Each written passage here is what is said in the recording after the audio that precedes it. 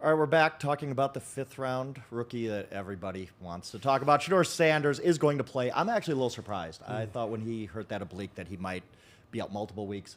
Actually comes back this week to play against the Rams. Here's the plan for the Browns this week. Joe Flacco starts, gets 20, 25 snaps. Then Dillon Gabriel comes in second, although Shedeur fans probably not happy about that. They think he should be number 2 or number 1 because they're crazy. And then Shedeur mops up the rest of the game. What do you expect to see out of Shedeur? What do the Browns want to see out of him? What is realistic, Charles? I think the way that they have set this up, it's really a Dillon Gabriel game, as much as that might upset Shedeur Sanders fans. But I think, Kenny Pickett not playing in this game, and it's not like Joe Flacco's going to see a ton of snaps in this game.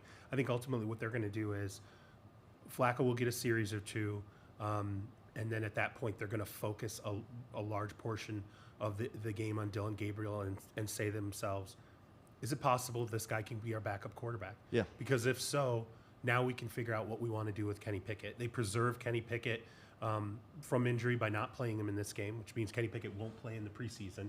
And again, why wouldn't you play Kenny Pickett in this game if there was not a reason behind that? I was going to ask about that. I think he's practiced, right? He's been in practice. He should be prepared and out there and able to play in a game. They're not playing him. And again, I think that's to preserve for injury, give them options on the table, and then also get an extended look at Dillon Gabriel and say, is he capable enough? If he looks capable enough, I think there is a chance that you could see Dillon Gabriel ended up being the number 2 quarterback on this roster. They figure out what they ultimately want to do with Kenny Pickett, and then again with Shedeur as well. Shedeur will play. I would not be surprised though if it ends up being a quarter of most. Like there's not much. I mean, it depends how this, as you know, how the drives go in the preseason. Like if you really want to play Joe Flacco 20, 25 snaps, well, that could bleed deep into the second quarter. Yeah, I mean, it's almost a half. Right. And then, yeah. then what do you have left? Ben, I'll get you in trouble here because people, doesn't the fact that Dillon Gabriel is ahead of Shedeur now and probably Pickett, we'll see what happens with him. That was an interesting point that he's not going to play in this game. Doesn't it prove that Dillon Gabriel has not lost his spot to Shedeur Sanders at all? Shedeur Sanders still kind of fighting uphill here, Ben. Yeah, and remember, right, they took Gabriel in the 3rd round when they allegedly needed a quarterback, and then they waited a couple more rounds to take Shedeur, right? So wherever they had in the front office, they drafted Gabriel first. That's presumably who they like better, or else they would have drafted Shedeur Sanders first, all things being equal. I thought it was interesting, certainly I do an article kind of comparing the quarterbacks against the spread, who's the starter, who's the backup. Obviously I had Flacco as the starter, I had Kenny Pickett as the backup, and only a difference of about 1.5 points between those two. I just asked an odds maker today about if, let's just say, Shedeur Sanders was the backup. He had that about 3.5 to 4.5 points difference against the spread between Flacco and it's not like we're getting Shedeur. prime Joe Flacco anymore either. Exactly. So. And look, I think some of that is right. Flacco, whether you think he is a low floor, you kind of know what he is. Whereas Shedeur, there's a lot of variance, right? And the floor could be a lot lower. The ceiling could be higher but Flacco is a veteran. He's been there for a while. I'm surprised it's only a 3.5 to 4.5 point spread. He did say to start. He said to start. Okay, start. Yeah. Shedeur's getting a lot of mileage out of one appearance in the preseason. Okay, like now you're going to get in trouble. I like it. Now listen, I was there for it, right? I saw it, and I thought, hey, looks comfortable. We saw him in a lot of different scenarios. Again, this is something we talked about on the show.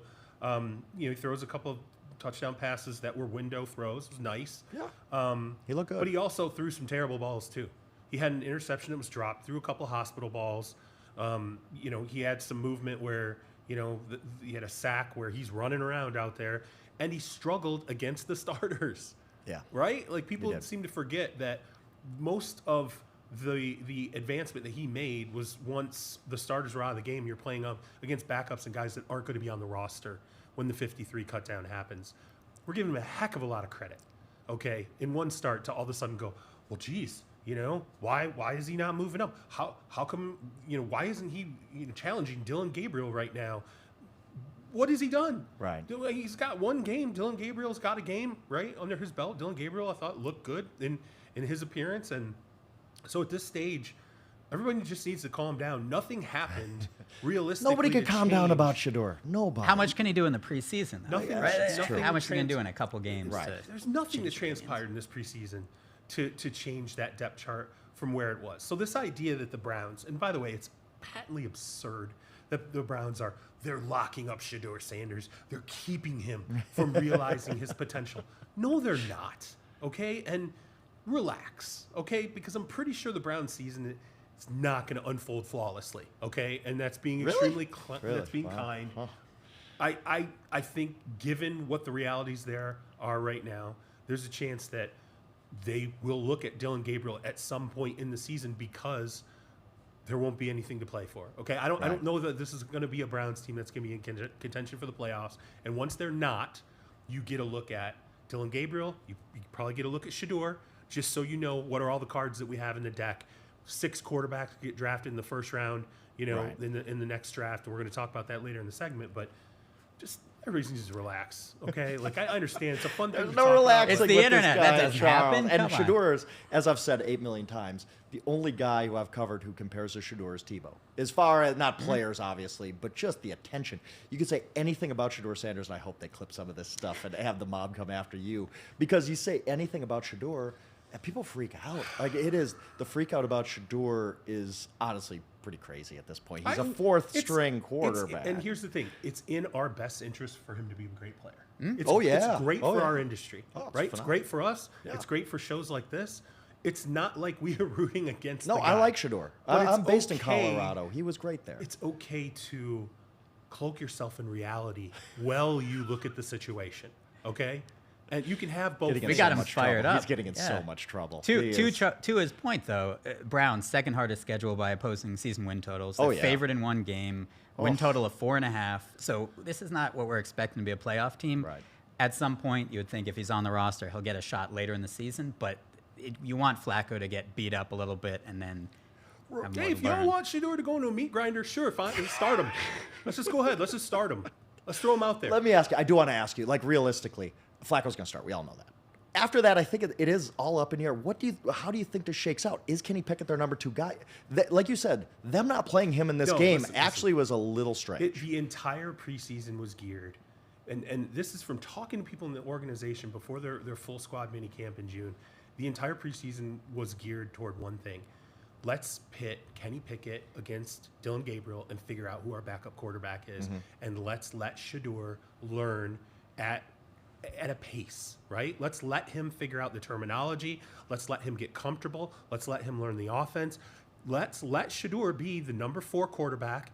We'll solve the number 2 quarterback, and then we can decide whether or not Shedeur can ultimately slide up and be the number 3. It was always about resolving Kenny Pickett versus Dillon Gabriel.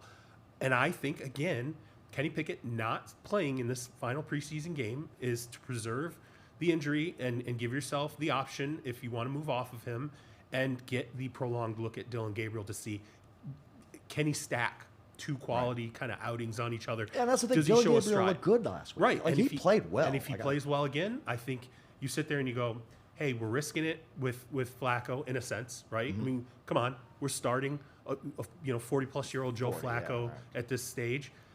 We can also risk it at backup and start the kid who we think knew our offense inside and out by the end of the preseason and made the strides we wanted to see. Yeah, absolutely.